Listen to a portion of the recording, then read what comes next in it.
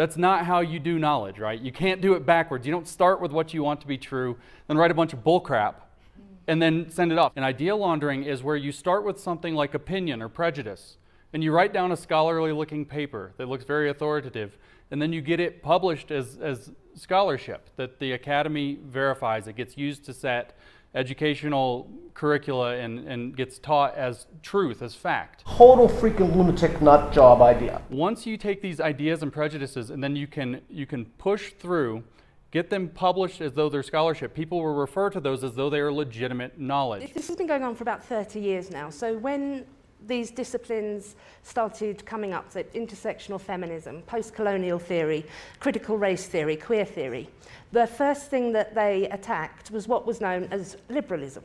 Now that's on the broadest sense. Doesn't mean left-wing, as often people assume in the US. It just means that sort of broad aim for equality and freedom for everybody. So they argued against this. They argued against the idea that we should see everybody as an individual, regardless of their race, gender, or sexuality, and we should make sure that every individual has the same access to everything that our shared society has to offer. One thing that people are often say to us is how can you say that this is coming from the universities? The average person isn't reading Foucault, they're not reading Judith Butler. But the problem is that these ideas, some very specific ideas which centre around the idea that knowledge is not something that exists and is to be found and it can be correct and it's the same for everybody, but it's something that is made. It's constructed by humans with the way they talk about things. And at the moment, white, straight Western men are considered to be the powerful groups in society who have constructed knowledge artificially with language. Because we've got this kind of conception of society, if you don't understand how it works, this just looks mad. But if you can get into the framework that they're working to, you can see a kind of internal consistency. It's radically anti-evidence, anti-reason, but there is a consistency in there. So we see this idea that everybody is born and then dependent on their race, gender, sexuality, religion, they're plotted into a certain position on this grid of human beings, and they learn to speak in relation to power. So if they're a white man, they will speak with power. If they're a woman of colour, they will speak to power. So we've got this very complicated understanding of going on, and this is where we get the ideas which probably a lot of you have seen, where we talk about punching down and punching up. So this is when it's considered to be allowable to discriminate against people who have less power than you, or to criticise them, and not allowable to criticise the other way around. Not allowable to criticise people with sort of less power than you. So we see this kind of what sometimes people have called reverse discrimination, but it really is just a form of discrimination. We see prejudice against straight white men. We see very hostile attitudes towards knowledge understood to be Western.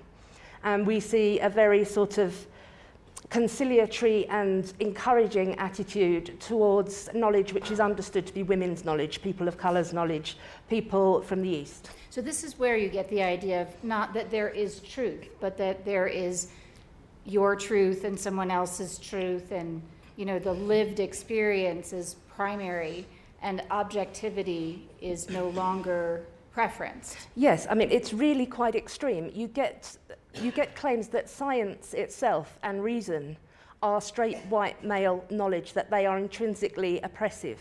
It's really quite extreme. You get claims that science itself and reason are straight white male knowledge, that they are intrinsically oppressive. You get the concept of research justice, in which they want to include in research, in knowledge production, they want to include experiences, feelings, religious or cultural traditions, and they want it to be on the same level as truths which have been established provisionally by science. There isn't any need for a reasoned argument, there isn't any need for evidence. And the other thing that you've written about and talked about is the loss of the individual. So can you say just a little bit about that, and then we'll talk more about idea laundering?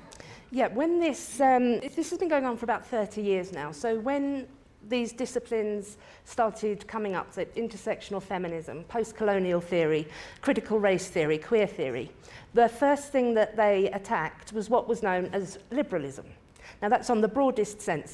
Doesn't mean left-wing, as often people assume in the US. It just means that sort of broad aim for equality and freedom for everybody. So they argued against this. They argued against the idea that we should see everybody as an individual, regardless of their race, gender, or sexuality, and we should make sure that every individual has the same access to everything that our shared society has to offer. Now, this requires a commitment to understanding people as individuals and understanding us all as humans. There's a universality there. There's a humanism there. These schools of thought, they immediately attacked this. They said this was essentially a myth, that the individual is really just straight white men putting their values onto everybody else and saying this is how you should be. So they wanted to look at people instead as demographic groups. And they tied knowledge into this. So there's women's knowledge, and there's people of colour's knowledge, and there's trans people's knowledge, and these have been unfairly denigrated and disparaged. So now we need to elevate those. And so these concepts about having different rules for different identities, and that being a person of some marginalization allows one to be a victim of racism, but if you are in the dominant class, you can't be a victim of racism. Yeah. The idea that words are harmful, that words are violent. This is the stuff that has gotten into all kinds of areas outside of the academy and within. That's the idea laundering. So can you talk about what exactly the idea laundering is, how it happens, and what you uncovered?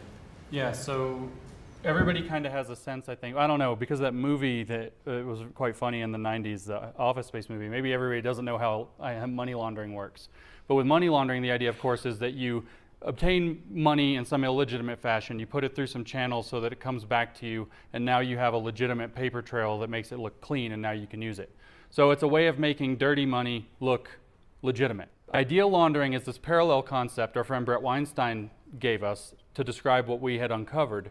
And idea laundering is where you start with something like opinion or prejudice, and you write down a scholarly looking paper that looks very authoritative, and then you get it published as scholarship that the academy verifies. It gets used to set educational curricula and gets taught as truth, as fact. Once you take these ideas and prejudices and then you can push through, get them published as though they're scholarship, people will refer to those as though they are legitimate knowledge. And so how we know that what we uncovered is a process of idea laundering is that we wrote our papers in pretty much the same way. We wrote 20 papers over the course of 10 months.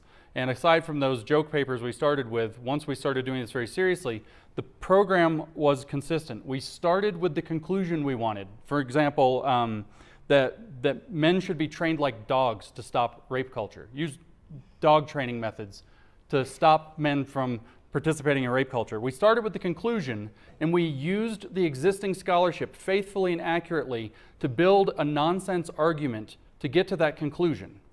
That's not how you do knowledge, right? You can't do it backwards. You don't start with what you want to be true, then write a bunch of bullcrap, and then send it off. So you would hope that the peer reviewers, the editors of these academic journals, the people who validate, yeah, this was good scholarship, it should be published, we should take this seriously, this is knowledge. And one of our reviewers did call one of our papers an important contribution to knowledge, as a matter of fact. When you have this kind of a situation where you can pass that stuff off at the highest level, and it becomes something that people teach, and people can say, there's a study, and we're going to follow what that says, this is true, you have this situation where people don't question it.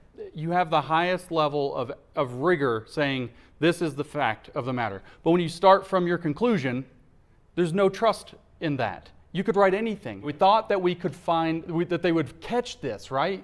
That they'd say, wait a minute, these papers don't make sense. They're about awful things. They're crazy. Sometimes the data that we made up for them are literally impossible. And instead, they didn't. They had no idea. They had no idea. They had no idea. And as Helen was just saying, there's a reason for that. It's not that they were asleep on the job. It's the peer review system was working as intended. The process was working as intended, but the people operating that system fully buy into the idea that if you say something bad enough about men, like that they should be trained like dogs, or that you say something bad enough about white men in college, that they should consider it an educational opportunity to be chained to the floor to experience reparations. And that you shouldn't comfort them for this because they have to be left to sit in their own discomfort so they'll learn what privilege really feels like, being on the downside of privilege really feels like. They think these are great ideas, so of course they validate them. They have become lost by having swum in this kind of academic inbreeding pond for maybe, 50, 60 years now. If you really think about it, my son is off to college this year. If you really, really think about that, a bunch of people have some moral impulse.